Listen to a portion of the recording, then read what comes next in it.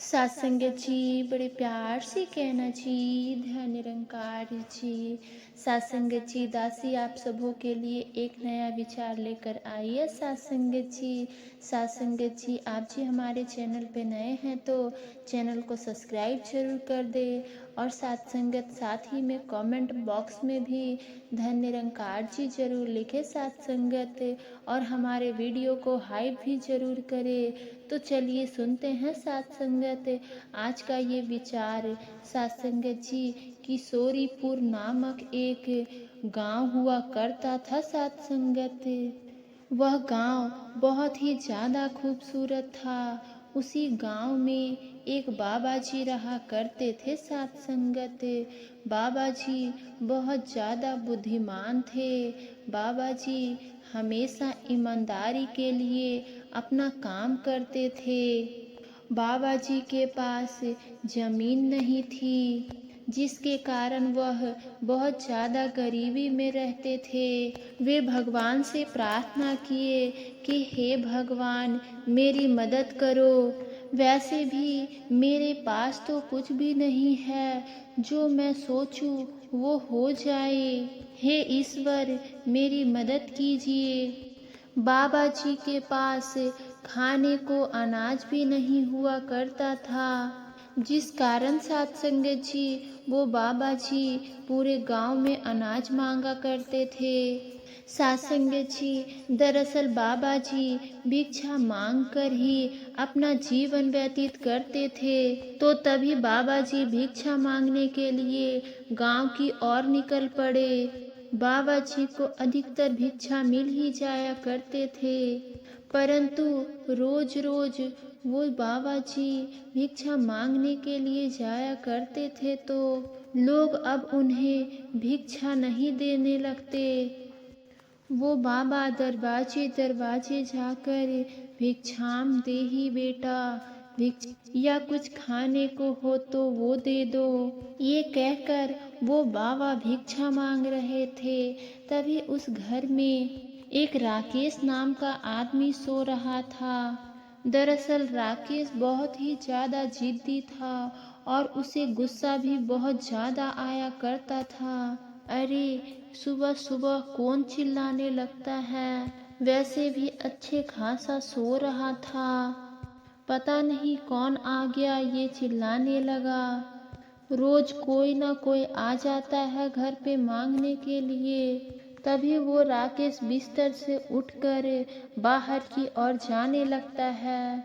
वो बाबा जी राकेश से कुछ खाने को मांगने लगा तो राकेश गुस्से में आकर कहने लगा कि अरे अरे बाबा जी, आप रोज रोज चले आते हो कुछ ना कुछ मांगने के लिए, मेरे पास कुछ भी खाने को नहीं है।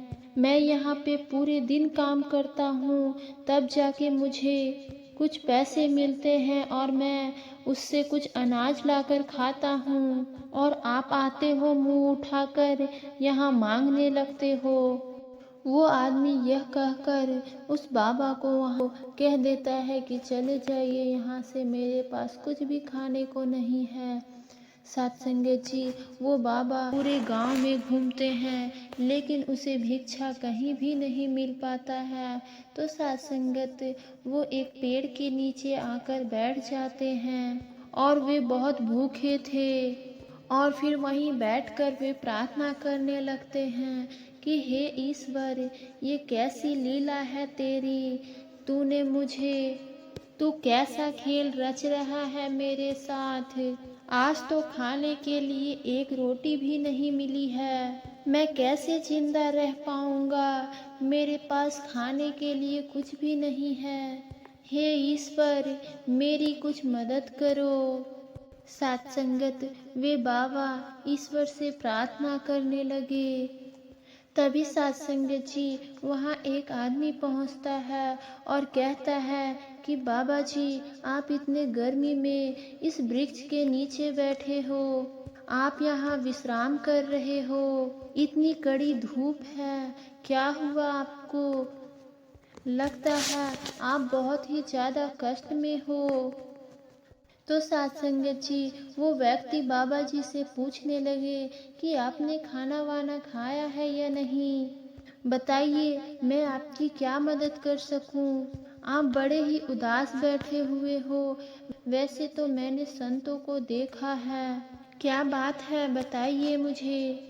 तो सत्संगत वो बाबा उठे और बोले कि बेटा क्या बताऊं मैं, मेरे पास तो खाने के लिए कुछ भी नहीं है, न रहने के लिए घर है। तो सत्संगत वो बाबा अपनी पूरी कहानी बताने लगे और कहने लगे कि मेरे पास थोड़ी सी भूमि भी नहीं है कि मैं थोड़ा अनाज उगा सकूं।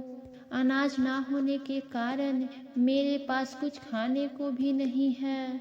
तुम्हारे पास कुछ खाने को है तो तुम मुझे खाना खिला दो बेटा, तुम्हारा भगवान भला करेगा बेटा, मेरी मदद करो। तभी सत्संगत वो व्यक्ति कहने लगे कि बाबा जी आप घबराइए नहीं, एक काम कीजिए, आप मेरे साथ मेरे घर चलिए, मैं आपको वहाँ भोजन करवाता हूँ। तो सत्संगत वो बाबा बहुत खुश हो गए और फिर उसके साथ जाने लगे।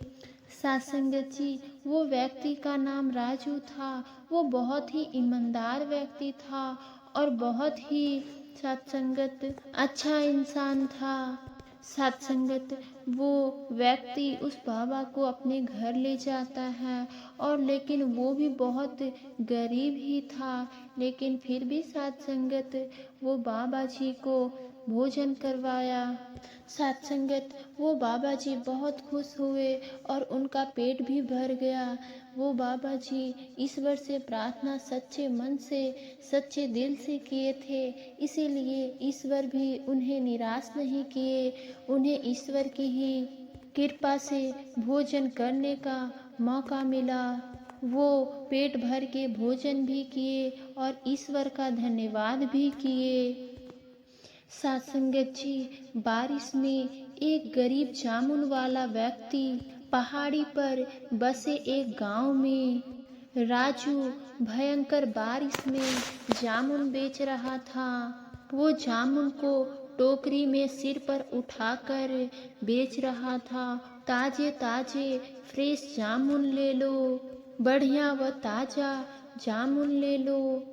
तभी सत्संगत उसके पास कुछ लोग आए और कहने लगे कि अरे बेटे जरा जामुन का टोकरी तो दिखा, फ्रेश जामुन है तेरे पास, मुझे 2 किलो जामुन दे दो। सुना है कि तुम्हारे जामुन जो खा लेता है उसे कोई बीमारी नहीं होता और पुरानी बीमारी भी ठीक हो जाता है। तो व्यक्ति कहने लगा कि हाँ काका, आप तो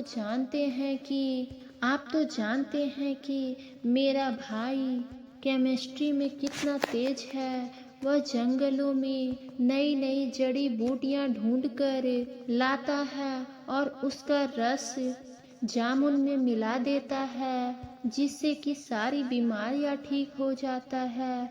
अगर ये जामुन कोई खा ले तो वो सभी लोग कहने लगे अरे वाह क्या बात है। तभी सत्संगत राजू ने सभी को जामुन दे देते हैं और वो सब लोग जामुन उससे खरीद कर चले जाते हैं। रास्ते में बारिश बहुत तेज होने लगी, बिजली कड़कने लगे, धीरे धीरे उसके सारे जामुन पानी में गल गए। तभी एक लड़का रोहन उसके पास आया, कहने लगा कि राजू तुम मुझे ये सारे जामुन दे दो। राजू कहने लगा कि मोहन तुम हर रोज मेरे पास आते हो और मुझसे सड़े गले जामुन लेकर चले जाते हो, ऐसा क्यों करते हो। तो वो कहने लगे कि ताकि तुम्हारा नुकसान ना हो। सत्संगत रोहन सारे जामुन लेकर वहाँ से चल गया। जामुन बेचकर राजू जब अपने घर पहुँचता है तो उसका छोटा भाई विजय जो कि अपाहिज था, वह सभी जड़ी बूटियों से रस निकाल रहा था। तो राजू ने पूछा कि विजय ये तुम क्या बना रहे हो। तो वो कहने लगा कि भैया, हमारे घर के बगल में जो जंगल है उसमें नए तरीके की मुझे कुछ जड़ी बूटियाँ मिली है। इसका रस मैं अगर जामुन में मिला दूँ तो आपका जामुन बहुत बिकेगा और इससे लोगों को बीमारी भी कम होगी। इसे खाने के बाद लोग स्वस्थ भी हो जाएंगे। इसीलिए मैं आपके जामुन को बिकवाने के लिए इस जामुन के लिए एक नया जड़ी बूटियाँ तैयार कर रहा हूँ।